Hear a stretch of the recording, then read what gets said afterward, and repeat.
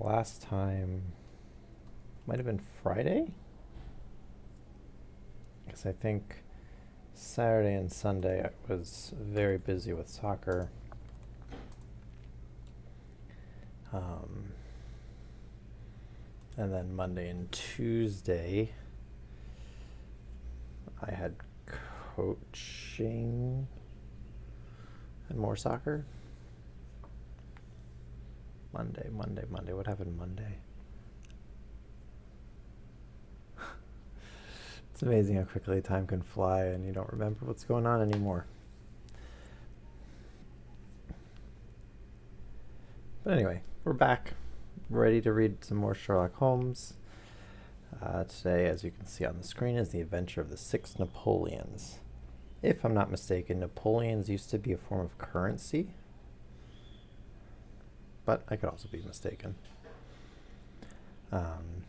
And also, as usual, I will give a few minutes for people to trickle in. Yeah, last time, I guess on Friday, we had a client who was being blackmailed, and despite Holmes's best efforts, both in negotiation to reduce the blackmailing cost and theft, he was unable to make things better for his client. The negotiations were just straight up ignored. So nope, you're going to pay my amount, or these documents, these letters are going to be released to your husband and he'll see that you used to love. And then the theft didn't go so well, but he managed to infiltrate the mansion and figure out where all the papers were and everything. But at the very last second, he came in, the blackmailer, and Holmes and Watson had to hide. But while they were hiding, a former blackmailee, someone who was blackmailed by him, came in and shot him.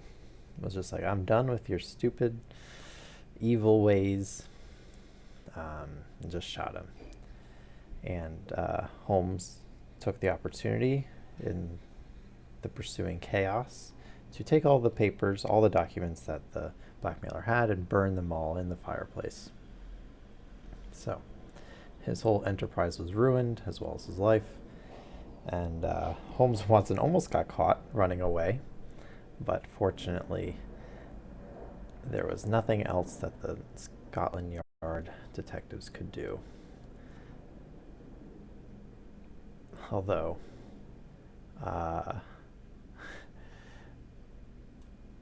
he does put I guess it's Lestrade, it might have been someone else, on the scent of Watson potentially being there. He was a middle-sized, strongly built man, square jaw, thick neck, mustache, a mask over his eyes. That's rather vague. It could have been Watson. Why do that? If you're so sure that everyone understands that you're innocent, I guess it could work, but man, that is a risky bluff. Hello, viewer.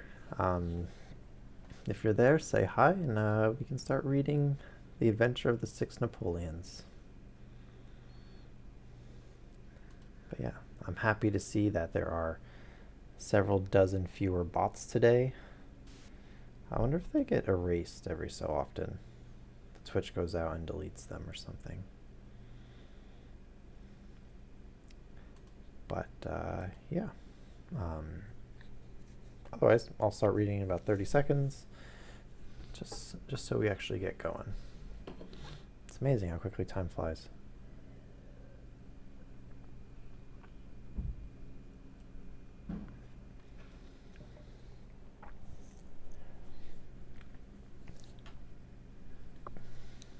Okay.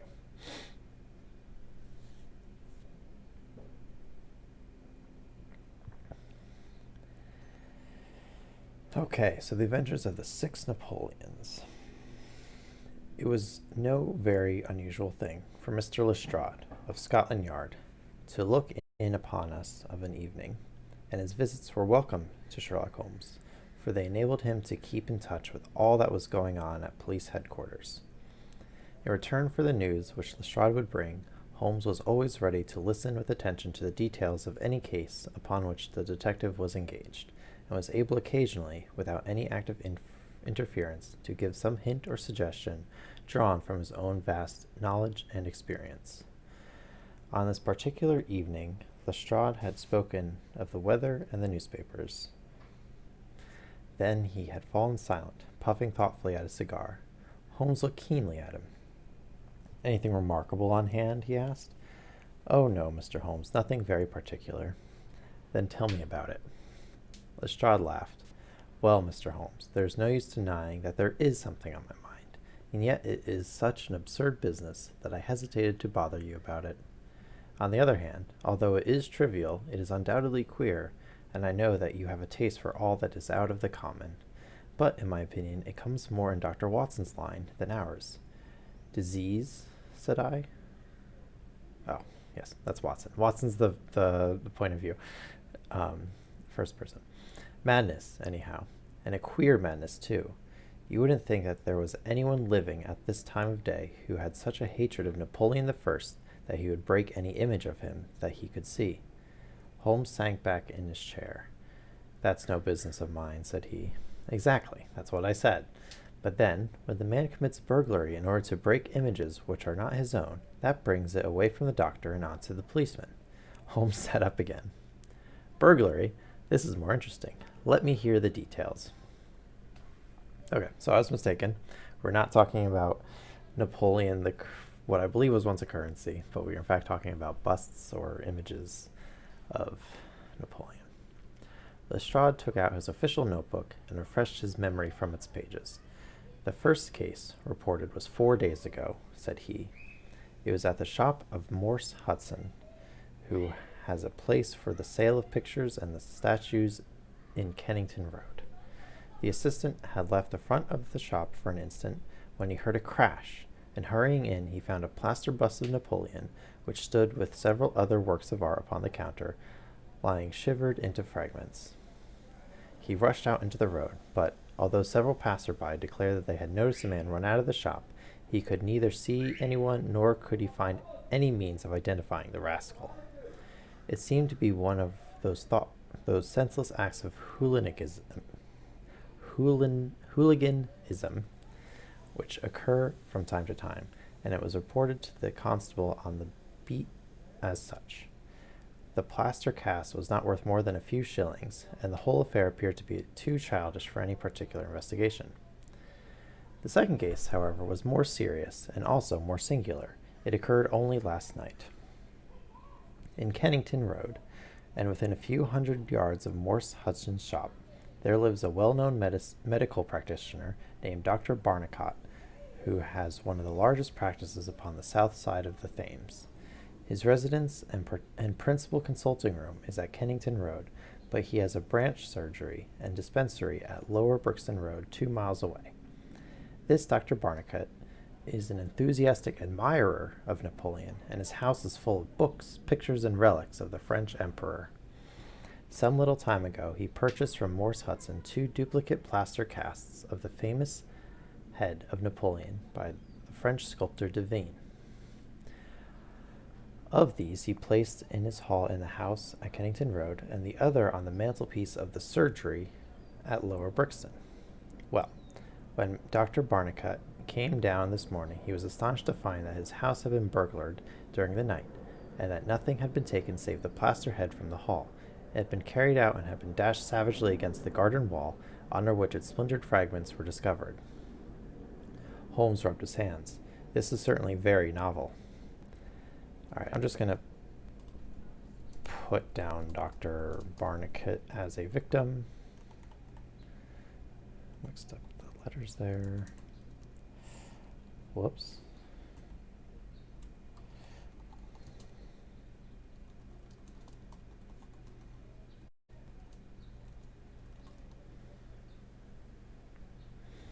Okay.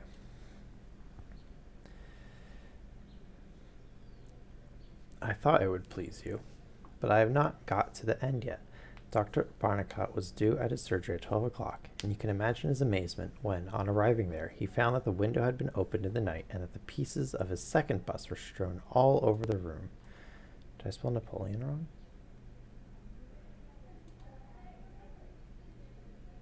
I thought that's what I typed, but I guess not. It had been smashed to atoms. Oh, both broken. That's why I went over there to check in the first place. Okay. Pa, pa, pa. It had been smashed to atoms where it stood. I think they knew what atoms were. I think it was around the Rutherford model, right around the time that this was written. Bohr. Anyway. So this is just exaggeration. Or the author doesn't know science. Okay. Probably just exaggeration.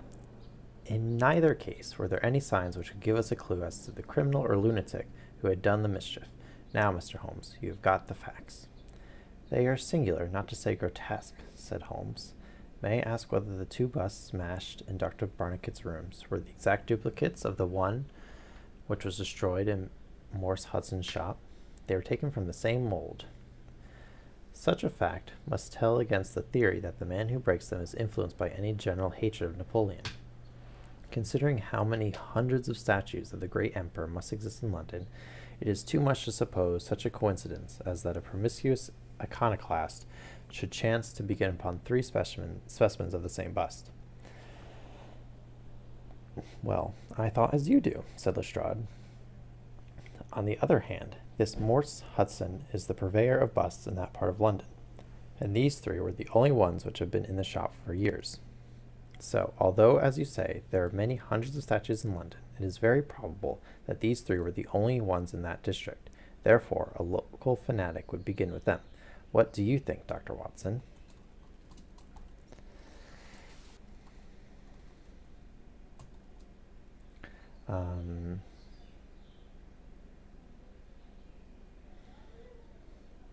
Purveyor. I don't want to use purveyor.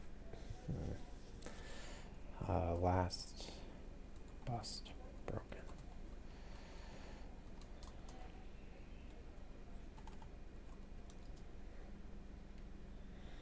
Okay. There are no limits to the possibilities of monomania, I answered. There is the condition which the modern French psychologists have called the idée fixe, which may be trifling in character and accompanied by complete sanity in every other way. A man who had read deeply about Napoleon, or had possibly received some hereditary family injury through the Great War, might conceivably form such an idée fixe, and under its influence be capable of any fantastic outrage. That won't do, my dear Watson, said Holmes, shaking his head, for no amount of idée fixe would enable your interesting monomaniac to find out where these busts were situated. Well, how do you explain it? I don't attempt to do so. I would only observe that there is a certain method in the gentleman's eccentric proceedings.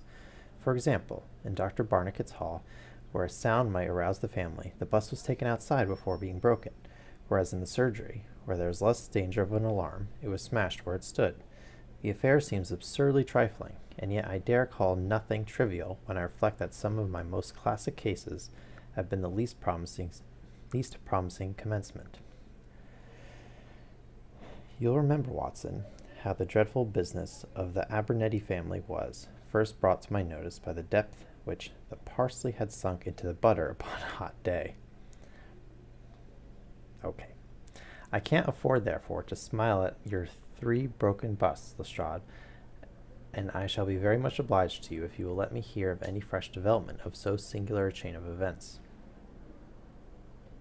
The development for which my friend had asked came in quicker and in infinitely more tragic form than he could have imagined. I was still dressing in my bedroom next morning, when there was a tap at the door, and Holmes entered, a telegram in hand. He read it aloud. Come instantly, 131 Pitt Street, Kensington, Lestrade. What is it, then? I asked. Don't know. Maybe anything, but I suspect it is the sequel of the story of the statues. In that case, our friend, the image breaker, has begun operations in another quarter of London. There's coffee on the table, Watson, and I have a cab at the door. In half an hour we had reached Pitt Street, a quiet little backwater just beside one of the briskest, that's a fun word, currents of London life. Number 131 was one of a row, all flat-chested, respectable, and most unromantic dwellings. As we drove up, we found the railings in front of the house lined by a curious crowd. Holmes whistled. By George, it's attempted murder at the least. Nothing less will hold the London message boy. There's a deed of violence indicated in that fellow's round shoulders and outstretched neck. What's this, Watson? The top step swilled down, and the other one's dry. Footsteps enough, anyhow. Well, well, there's Lestrade at the front window, and we shall soon know all about it. The official received us with a very grave face and showed us into a sitting room, where an exceedingly unkempt and agitated elderly man, clad in a flannel dressing gown, was pacing up and down. He was introduced to us as the owner of the house, Mr. Horace Harker, of Central Press Syndicate.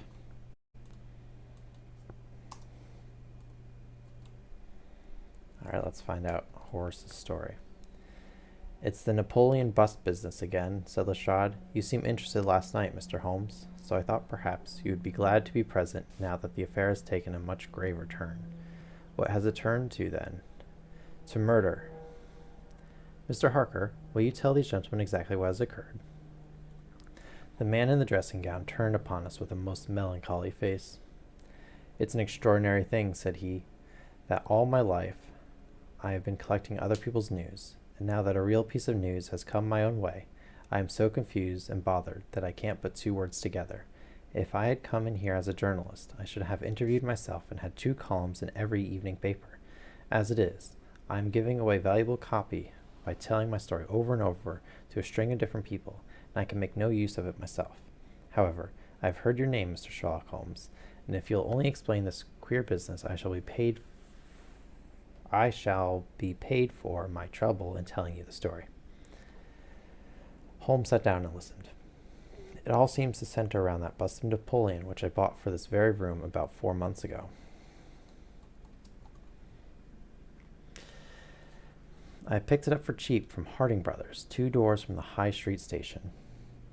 A great deal of my journalistic work is done at night, and I often write until the early morning. So it was today. I was sitting in my den, which is at the back of the top of the house, about 3 o'clock, when I was convinced that I heard some sounds downstairs. I listened, but they were not repeated, and I concluded that they came from outside. Then suddenly, about 5 minutes later, there came a most horrible yell, the most dreadful sound, Mr. Holmes, that I ever heard. It will ring in my ears as long as I live. I sat frozen with horror for a moment or two. Then I seized the poker and went downstairs. I'm assuming this is a fireplace poker. When I entered this room, I found the window wide open, and I at once observed that the bust was gone from the mantelpiece. Why any burglar should take such a thing passes my understanding, for it was only a plaster cast and no real value whatsoever. You can see for yourself that anyone going out through that open window could reach the front doorstep by taking a long stride. This was clearly what the burglar had done, so I went round and opened the door. Stepping out into the dark, I nearly fell over a dead man who was lying there. I ran back for a light, and there was the poor fellow, a great gash in his throat, and the whole place swimming in blood. He lay on his back, his knees drawn up, and his mouth horribly open. I shall see him in my dreams. I had just time to blow on my police whistle, and then I must have fainted, for I knew nothing more until I found the policeman standing over me in the hall.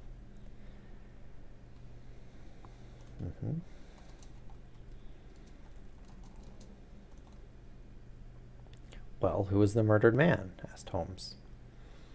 There's nothing to show who he was, said Lestrade. You shall see the body at the mortuary, but we have made nothing of it up to now. He is a tall man, sunburned, very powerful, not more than 30.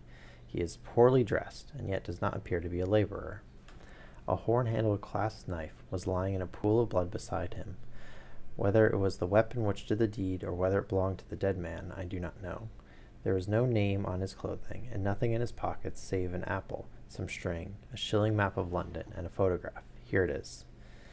It was evidently taken by a snapshot from a small camera. It represented an alert, sharp-featured simian man, with thick eyebrows and a very peculiar projection of the lower part of the face, like the muzzle of a baboon. Okay. Sharp-featured simian. Ape-like, sharp-featured, ape-like man. Thick eyebrows. Okay. And what became of the bust? Asked Holmes, after a careful study of this picture. We had news of it just before you came. It has been found in the front garden of an empty house in Campden House Road. It was broken into fragments. I am going round to see it. Will you come? Certainly.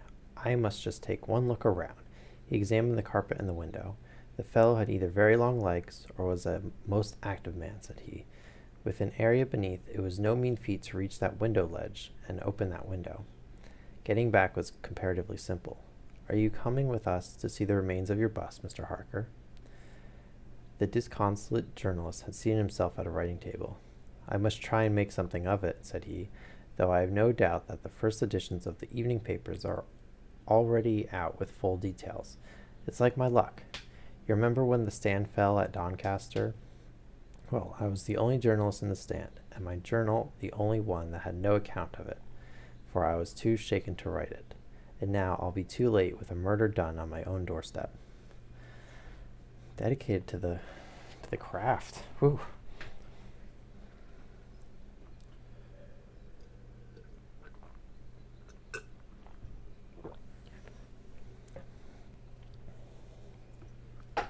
As we left the room, we heard his pen traveling shrilly over the foolscap.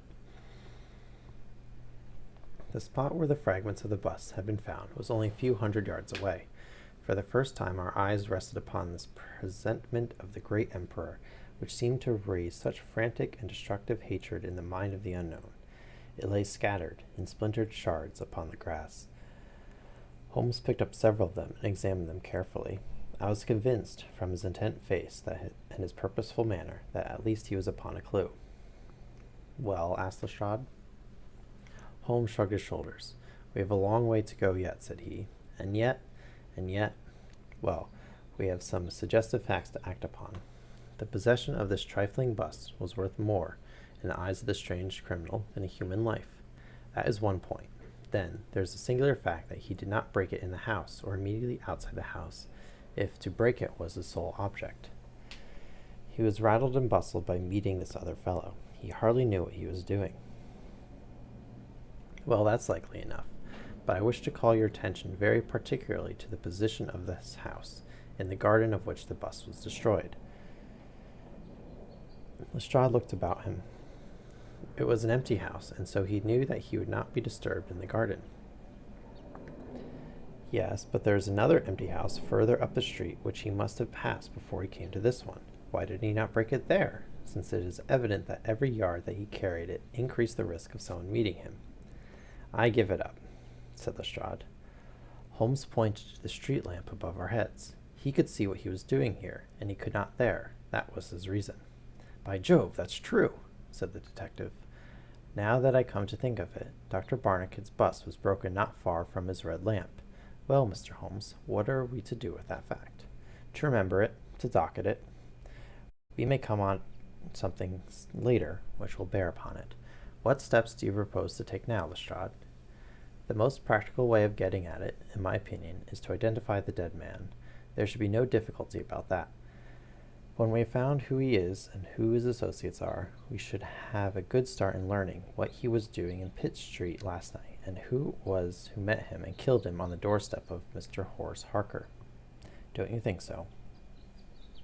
No doubt. And yet it is not quite the same. Sorry, where did I get the word same from?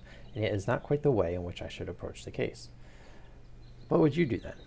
Oh, you must not let me influence you in any way. I suggest that you go on your own line, and I on mine. We can compare notes afterwards, and each will supplement the other. Very good, said Lestrade. If you are going back to Pitt Street, you might see Mr. Horace Harker. Tell him for me that I have quite made up my mind, and that it is certain that a dangerous homicidal lunatic with Napoleonic delusions was in his house last night. It will be useful for his article. Lestrade stared. You don't seriously believe that?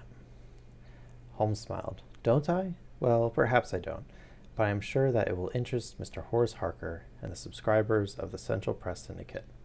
Now, Watson, I think that we shall find that we have a long and rather complex day's work before us.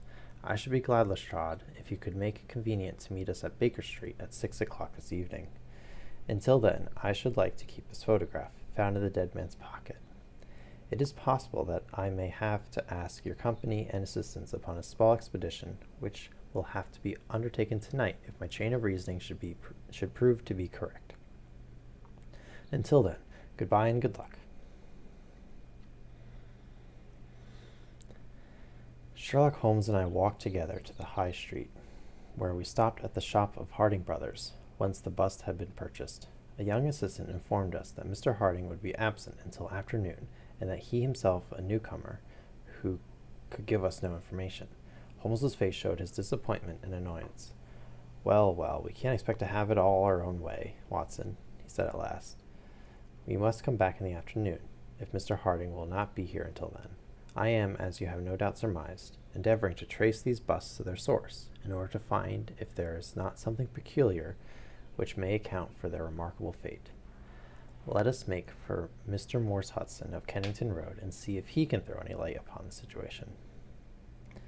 A drive of an hour brought us to the picture dealer's establishment. He was a small, stout man with a red face and a peppery manner. Yes, sir, on my very counter, sir, said he. What we pay rates and taxes for, I don't know, when any ruffian can come in and break one's goods.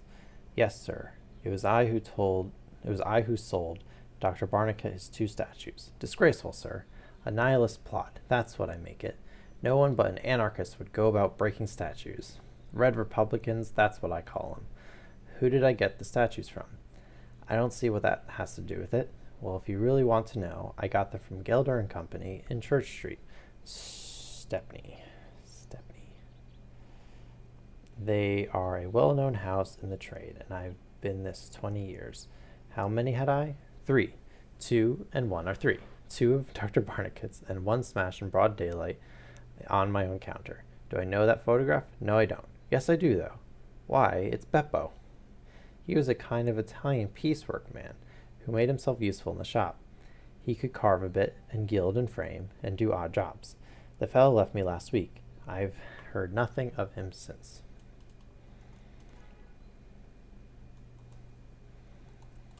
Beppo.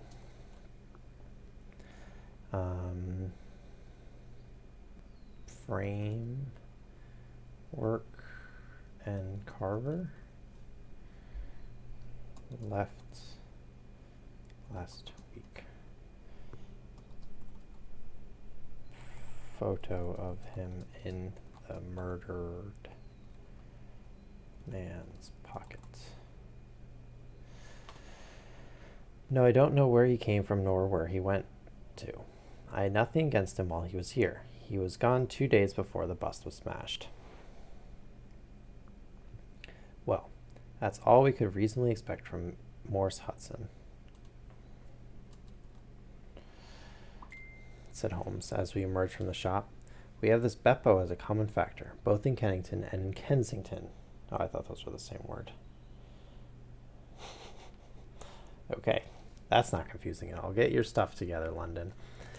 So that is worth a 10-mile drive. Now, Watson, let us make for Gelder and Company of Stepney, the source and origin of the busts. I shall be surprised if we don't get some help down there. In rapid succession, we passed through the fringe of fashionable London, hotel London, theatrical London, literary London, commercial London, and finally maritime London, till we came to a riverside city of 100,000 souls, where the tenement houses swelter and reek with the outcasts of Europe. Here, in Broad Thoroughfare, once the abode of wealthy city merchants, we found the sculpture works for which we searched. Outside was a considerable yard full of monumental masonry. Inside was a large room in which 50 workers were carving or molding. The manager, a big blond German, received us civilly and gave us a clear answer to all Holmes's questions. A reference to his book showed that hundreds of casts had been taken from a marble copy of Devine's head of Napoleon, but that the 3 which had been sent to Morse Hudson a year or so before had been half of a batch of 6, the other 3 being sent to Harding Brothers of Kensington. There is no reason why those 6 should be different than any of the other casts. Hello. Yeah, so I'm just going to highlight us here. Important points that have been going on. 3 statues of Napoleon have been smashed. 2 of them were owned by this Dr. Barnicat guy. The last one was unsold. Barnicat bought those 2 from Morse Hudson, and the third was also smashed. Then a couple days later, Horace Harker, just like a random journalist, was working late at night, and he heard a scream from outside. And as he came downstairs to investigate, he saw that his bust was missing, also of Napoleon, and that there was a guy murdered on his doorstep. Just okay. A few hundred yards away, under a street lamp, the remains of the bust was found. It was all smashed to bits again. So 4 busts have been broken so far. We don't know who was murdered. We don't know that man's identity yet. But inside of his pocket was this picture of Beppo, who worked for Morse Hudson for a while. He gilded the frames and carved them, and yeah, and apparently he had his photo taken. So what used to just look like some person who was angry at Napoleon or something, just smashing this random statue he found in a store, and then he's breaking into people's houses to break them. It's okay, this is getting a little more intense. And then there's a murder associated with it, so the stakes are escalating for sure. So Watson and Holmes have been going around to the different crime scenes, and all 4 of these statues have come back to this one location where they were all made. And so there are 2 more left in this batch of 6. So my guess is that they're about to go find those last 2 and try to catch this crazy person who might murder people in an attempt to break these statues of Napoleon. Okay. He could suggest, this is the manager of the plant who's talking, the statue, where they're making the busts, where they're making the statues. This is the manager of that talking. He could suggest no possible cause why anyone would wish to destroy them. In fact, he laughed at the idea. Their wholesale price was 6 shillings, but the retailer would get 12 or more. The cast was taken in 2 molds from each side of the face. Then these 2 profiles of plaster of Paris were joined together to make the complete bust. The work was usually done by Italians in the room we were in. When finished, the busts were put on a table in the passage to dry and afterwards stored. That was all he could tell us. But the production of the photograph had a remarkable effect upon the manager of Beppo's photograph, had a remarkable effect upon the manager. His face flushed with anger, and his brows knotted over his blue Teutonic eyes. "Ah, the rascal!" he cried. "Yes, indeed, I know him very well. This has always been a respectable establishment, and the only time that we have ever had the police in it was over this very fellow. It was more than a year ago now. He knifed another Italian in the street, and then he came to the works with the police on his heels, and he was taken here. Beppo was his name. His second name I never knew. Served me right for engaging a man with such a face. But he was a good workman, one of the best." They described him as kind of like an ape, but I don't remember. I don't think it was anything too extreme. What did he get? The man lived, and he got off with a year. I have no doubt that he is out now, but he has not dared to show his nose here. We have a cousin of his here, and I dare say he could tell you where he is. "No, no," cried Holmes, "not a word to the cousin, not a word, I beg of you. The matter is very important, and the further I go with it, the more important it seems to grow. When you referred in your ledger to the sale of those casts, I observed that the date was June 3rd of last year. Could you give me the date when Beppo was arrested? I could tell you roughly by the pay list, the manager said. Yes, he continued after turning over the pages. He was paid last on May 20th. So just about 2 weeks. Thank you, said Holmes. I don't think that I need intrude your time and patience anymore. With a last word of caution that he should say nothing as to our researches, we turned our faces westward once more. The afternoon was far advanced before we were able to snatch a hasty luncheon at a restaurant. A news bill at the entrance announced Kensington outrage, murder by a madman, and all the contents of the paper showed that Mr. Horace Harker had got his account into print after all. Horace Harker was the journalist who had the murder on his doorstep. Horace was a little worried that he was so affected by the murder that he wouldn't be able to write anything about it. And so he was really worried about losing his opportunity to get a first-hand account of something going on into the papers. Okay. 2 columns were occupied with a highly sensational and flowery rendering of the whole incident. Holmes propped it against the cruet stand and read it while he ate. Once or twice he chuckled. This is all right, Watson, said he. Listen to this. It is satisfactory to know that there can be no difference of opinion upon the case, since Mr. Lestrade, one of the most experienced members of the official force, and Mr. Sherlock Holmes, the well-known consulting expert, have each come to the conclusion that the grotesque series of incidents which have ended in so tragic a fashion arise from lunacy rather than from deliberate crime. No explanation, save mental aberration, can cover the facts. The press, Watson, is a most valuable institution if you only know how to use it. And now, if you have quite finished, we will hark back to Kensington and see that the manager of Harding Brothers has to say on the matter. So they originally went to Harding Brothers, which bought 3 of the statues from the factory, but he was missing.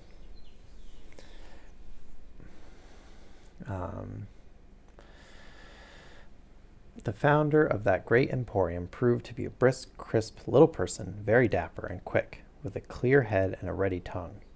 Yes, sir, I have already read the account in the evening papers. Mr. Horace Harker is a customer of ours. We supplied him with a bust some months ago. We ordered 3 busts of that sort from Gelder and Company of Stepney. They are all sold now. To whom? I dare say by consulting our sales book we could very easily tell you. Yes, we have the entries here. 1 to Mr. Harker, you see. 1 to Mr. Josiah Brown of Laburnum Lodge, Laburnum Vale, Chiswick, and 1 to Mr. Sadford of Lower Grove Road, Reading. No, I have never seen this face which you show me in the photograph. You would hardly forget it, would you, sir, for I've seldom seen an uglier. Have we any Italians on the staff? Yes, sir, we have several among our workpeople and cleaners. I dare say they might get a peep at that sales book if they wanted to. There is no particular reason for keeping a watch upon that book. Well, it's a very strange business, and I hope that you will let me know if anything comes of your inquiries. Holmes had taken several notes during Mr. Harding's evidence, and I could see that he was thoroughly satisfied by the turn which affairs were taking. He made no remark, however, save that, unless we hurried, we should be late for our appointment with Lestrade. Sure enough, when we reached Baker Street, the detective was already there, and we found him pacing up and down in a fever of impatience. His look of importance showed that his day's work had not been in vain. Well, he asked, what luck, Mr. Holmes? We have had a very busy day, and not entirely a wasted one, my friend explained. We have seen both the retailers and also the wholesale manufacturers. I can trace each of the busts now from the beginning. The busts, cried Lestrade. Well, you have your own methods, Mr. Sherlock Holmes, and it is not for me to say a word against them, but I think I have done a better day's work than you. I have identified the dead man. You don't say so, and found a cause for the crime. Splendid. We have an inspector who makes a specialty of Saffron Hill and the Italian Quarter. Well, this dead man had some Catholic emblem round his neck, and that, along with his color, made me think he was from the south. Inspector Hill knew him the moment he caught sight of him. His name is Petrio Vencucci from Naples, and he is one of the greatest cutthroats in London. He is connected with the Mafia, which, as you know, is a secret political society enforcing its decrees by murder. Now, you see how the affair begins to clear up. The other fellow is probably an Italian also, and a member of the Mafia. He has broken the rules in some fashion. Pietro is set upon his track. Probably the photograph we found in his pocket is the man himself, so that he may not knife the wrong person. He dogs the fellow and sees him enter a house. He waits outside for him, and in the scuffle he receives his own death wound. How is that, Mr. Sherlock Holmes? Holmes clapped his hands approvingly. Excellent, Lestrade, excellent, he cried, but I didn't quite follow your explanation of the destruction of the busts. The busts! You never can get those busts out of your head. After all, that is nothing. Petty larceny, 6 months at most. It is the murder that we are really investigating, and I tell you that I am gathering all the threads into my hands. And the next stage is a very simple one. I shall go down with Hill to the Italian quarter, find the man whose photograph we got, and arrest him on the charge of murder. Will you come with us? I think not. I fancy we can attain our end in a simpler way. I can't say for certain, because it all depends. Well, it all depends upon a factor which is completely outside our control. But I have great hopes. In fact, the betting is exactly 2-1, that if you will come with us tonight, I shall be able to help you to lay him by the heels. In the Italian quarter? No, I fancy Cheswick is an address which is more likely to find him. If you'll, it's 2-1 because there are 2 locations left for the busts to be. No, I fancy Cheswick is an address which is more likely to find him. If you'll come with me to Cheswick tonight, Lestrade, I'll promise to go to the Italian quarter with you tomorrow, and no harm will be done by the delay. And now, I think that a few hours' sleep would do us all good, for I do not propose to leave before 11 o'clock, and it is unlikely that we shall be back before morning. You'll dine with us, Lestrade, and then you are welcome to the sofa until it is time for us to start. In the meantime, Watson, I should be glad if you would ring for an express messenger, for I have a letter to send, and it is important that it should go at once. I'm speeding up.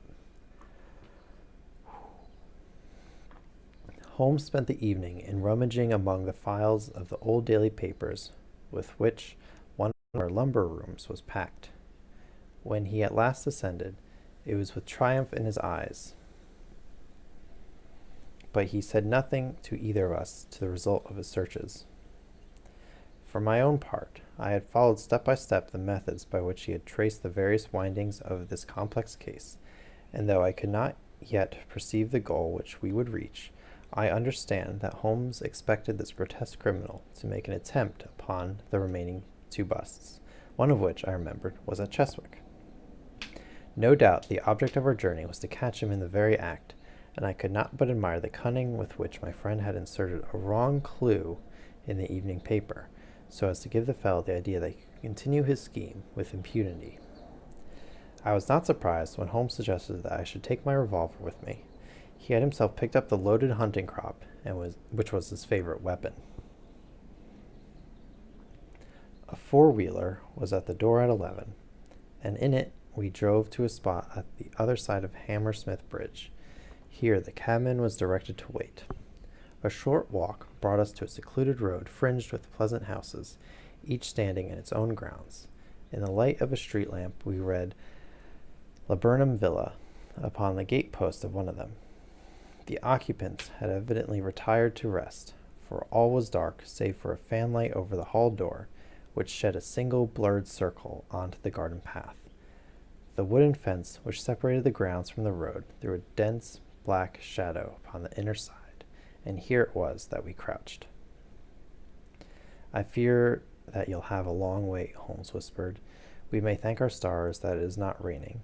I don't think we can even venture to smoke to pass the time.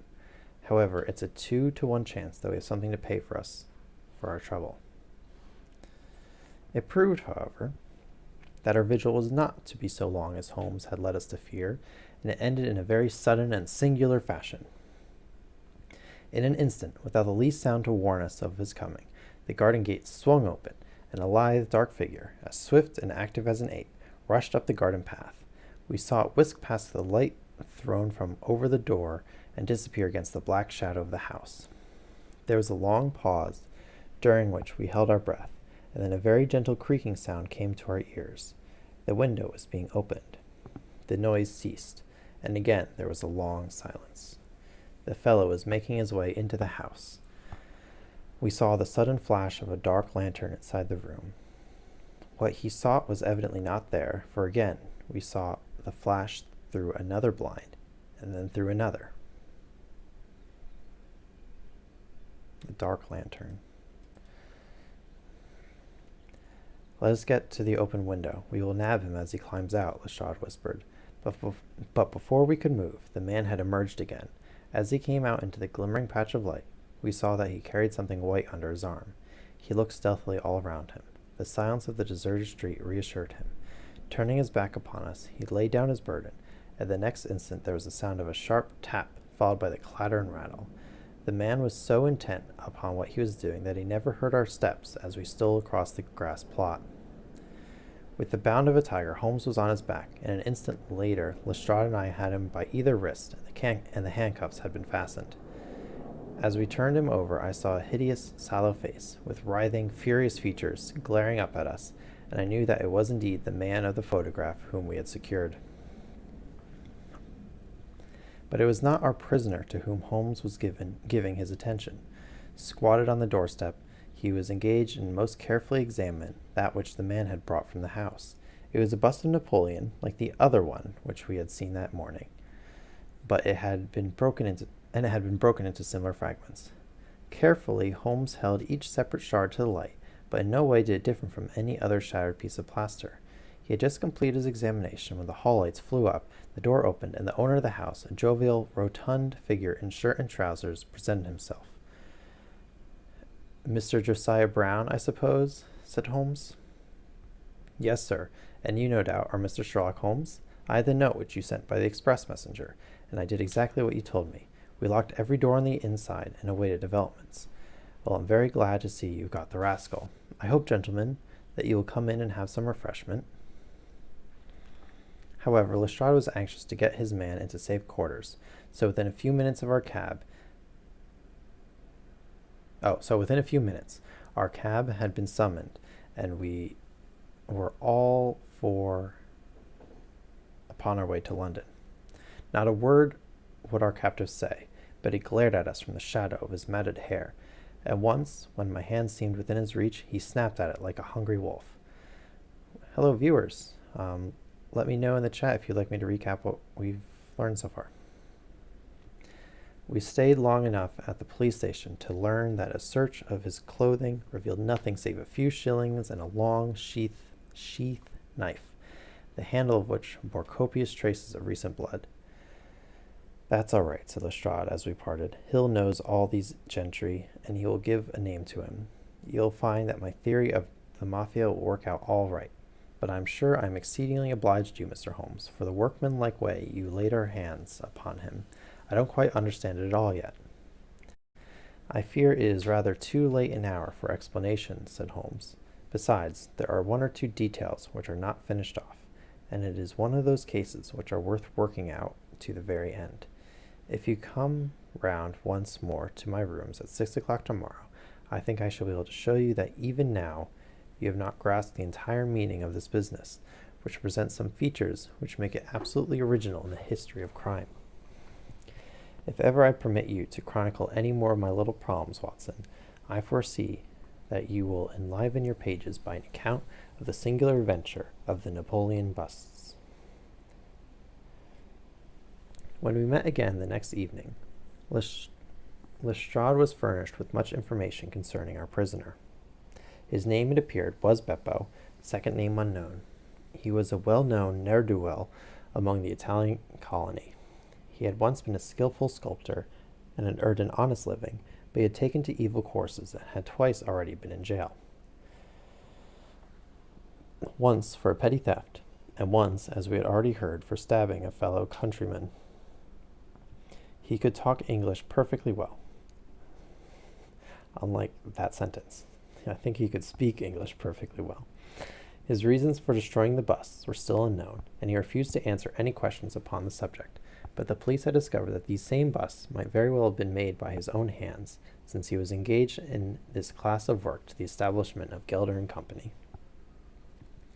To all this information, much of which we already knew, Holmes listened with polite attention, but I, who knew him so well, could clearly see that his thoughts were elsewhere, and I detected a mixture of mingled uneasiness and expectation beneath that mask which he was wont to assume. At last he started in his chair, and his eyes brightened. There had been a ring at the bell. A minute later we heard steps upon the stairs, and an elderly red-faced man with grizzled side whiskers was ushered in. In his right hand he carried an old-fashioned carpet bag, which he placed upon the table. "Is Mr. Sherlock Holmes here?" My friend bowed and smiled. "Mr. Sandford, of Reading, I suppose," said he. "Yes, sir. I fear that I am a little late, but the trains were awkward. You wrote to me about a bust that was in my possession." "Exactly." "I have your letter here. You said I desire to possess a copy of Devine's Napoleon, and am prepared to pay you £10 for the one which is in your possession. Is that right?" "Certainly. I was very much surprised at your letter, for I cannot imagine how you knew that I owned such a thing." "Of course you must have been surprised, but the explanation is very simple. Mr. Harding of Harding Brothers said that they had sold you their last copy, and he gave me your address." "Oh, that was it, was it? Did he tell you what I paid for it?" "No, he did not." "Well, I am an honest man, though not a very rich one. I only gave 15 shillings for the bust, and I think you ought to know that before I take pounds from you." "I am sure the scruple does your honor, Mr. Sandford, but I have named the price, so I intend to stick to it." "Well, it is very handsome of you, Mr. Holmes. I brought the bust with me, as you asked me to. Here it is." He opened his bag, and at last we saw placed upon our table a complete specimen of the bust, which we had already seen more than once in fragments. Holmes took a paper from his pocket and laid a £10 note upon the table. "You will kindly sign that paper, Mr. Sandford, in the presence of these witnesses. It is simply to say that you transfer every possible right that you ever had in the bust to me. I am a methodical man, you see, and you never know what turn of events might take afterwards. Thank you, Mr. Sandford. Here is your money, and I wish you a very good evening." When our visitor had disappeared, Sherlock Holmes's movements were such as to rivet our attention. He began by taking a clean white cloth from a drawer and laying it out over the table. Then he placed his newly acquired bust in the center of the cloth. Finally, he picked up his hunting crop and struck Napoleon a sharp blow on the top of his head. The figure broke into fragments, and Holmes bent eagerly over the shattered remains. Next instant, with a large shout of triumph, he held up one splinter, in which a round, dark object was fixed like a plum in a pudding. "Gentlemen," he cried, "let me introduce you to the famous black pearl of the Borgias, the bourgeoisie." Lestrade and I sat silent for a moment, and then, with a spontaneous impulse, we both broke out clapping, as at the well-wrought crisis of a play. A flush of color sprang to Holmes's pale cheeks, and he bowed to us like the master dramatist who receives the homage of his audience. It was at such moments that for an instant he ceased to be a reasoning machine and betrayed his human love for admiration and applause. The same singularity, proud and reserved nature, which turned away with disdain from popular notoriety, was capable of being moved to its depths by spontaneous wonder and praise from a friend. "Yes, gentlemen," said he, "it is the most famous pearl now existing in the world, and it has been my good fortune, by a connected chain of inductive reasoning, to trace it from the Prince of Colonna's bedroom at the Dacre Hotel, where it was lost, to the interior of this, the last of the 6 busts of Napoleon, which were manufactured by Gelder and Company of Stepney. You will remember, Lestrade, the sensation caused by the disappearance of this valuable jewel, and the vain efforts of the London police to recover it. I was myself consulted upon the case, but I was unable to throw any light upon it. Suspicion fell upon the maid of the princess, who was an Italian, and it was proved that she had a brother in London, but we failed to trace any connection between them. The maid's name was Lucretia Venucci, and there is no doubt in my mind that this Pietro, who was murdered 2 nights ago, was the brother. I have been looking up the dates in the old files of the paper, and I find that the disappearance of the pearl was exactly 2 days before the arrest of Beppo for some crime of violence, an event which took place in the factory of Gelder and Company at the very moment when these busts were being made. Now you can clearly see the sequence of events, though you see them, of course, in the inverse order to the way in which they presented themselves to me. Beppo had the pearl in his possession. He may have stolen it from Petro. He may have been Petro's confederate. He may have been the go-between of Petro and his sister. It is of no consequence to us which is the correct solution. The main fact is that he had the pearl, and at that moment, when it was on his person, he was pursued by the police. He made for the factory in which he worked, and he knew that he had only a few minutes in which to conceal his enormously valuable prize, which would otherwise be found on him when he was searched. 6 plaster casts of Napoleon were drying in the passage. One of them was still soft. In an instant, Beppo, a skillful workman, made a small hole in the wet plaster, dropped in the pearl, and with a few touches covered over the aperture once more. It was an admirable hiding place. No one could possibly find it, but Beppo was condemned to a year's imprisonment, and in the meantime his 6 busts were scattered over London. He could not tell which contained his treasure. Only by breaking them could he see. Even shaking them would tell him nothing, for as the plaster was wet, it was probable that the pearl would adhere to it, as in fact it has done. Beppo did not despair, and he conducted his search with considerable ingenuity and perseverance. Through a cousin who works with Gelder, he found out the retail firms who had bought the busts. He managed to find employment with Morse Hudson, and in that way tracked down 3 of them. The pearl was not there. Then, with the help of some Italian employee, he succeeded in finding out where the other 3 busts had gone. The first was at Harker's. There he was dogged by his confederate, who held Beppo responsible for the loss of the pearl, and he stabbed him in the scuffle which followed. If he was his confederate, why should he carry his photograph? I asked. As a means of tracing him, if he wished to inquire about him from any third person. That was the obvious reason. Well, after the murder, I calculated that Beppo would probably hurry rather than delay his movements. He would fear that the police would read his secret, and so hastened on before they should get ahead of him. Of course, I could not say that he had not found the pearl in Harker's bust.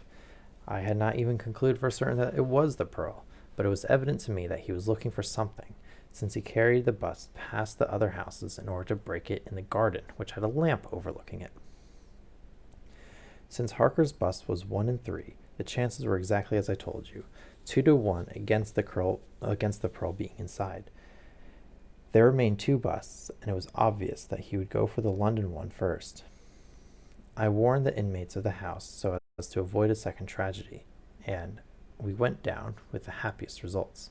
By that time, of course, I knew for certain that it was the Borgia pearl that we were after. The name of the murdered man linked the one event with the other. There only remained a single bust, the Reading one, and the pearl must be there. I bought it in your presence from the owner, and there it lies. We sat in silence for a moment. Well, said Lestrade, I've seen you handle a good many cases, Mr. Holmes, but I don't know that I ever knew a more workmanlike one than that. We're not jealous of you at Scotland Yard. No, sir, we are very proud of you, and if you come down tomorrow, there's not a man, from the oldest inspector to the youngest constable, who wouldn't be glad to shake you by the hand. Thank you, said Holmes, thank you. And as he turned away, it seemed to me that he was more nearly moved by the softer human emotions than I had ever seen him. A moment later, he was the cold and practical thinker once more. Put the pearl in the safe, Watson, said he, and get out the papers of the Conk-Singleton forgery case. Goodbye, Lestrade. If any little problem comes your way, I shall be happy, if I can, to give you a hint or two as to its solution. He's just going to keep the pearl. He's going to have it sit there in his safe for a while. Tease a detective at Scotland Yard. Be like, yeah, I have this super valuable pearl. Haha. I know that a great number of different governments or police forces would demand the pearl and take it for themselves or take it for a museum or something, but this is a story, right? Holmes gets to be a little bit richer even if he doesn't actually own any more money. So yeah, that is it for me today. There was a moment where I might have had work at 3:30, but right now. But a few hours ago it was canceled, so kind of glad. My knees are kind of tired.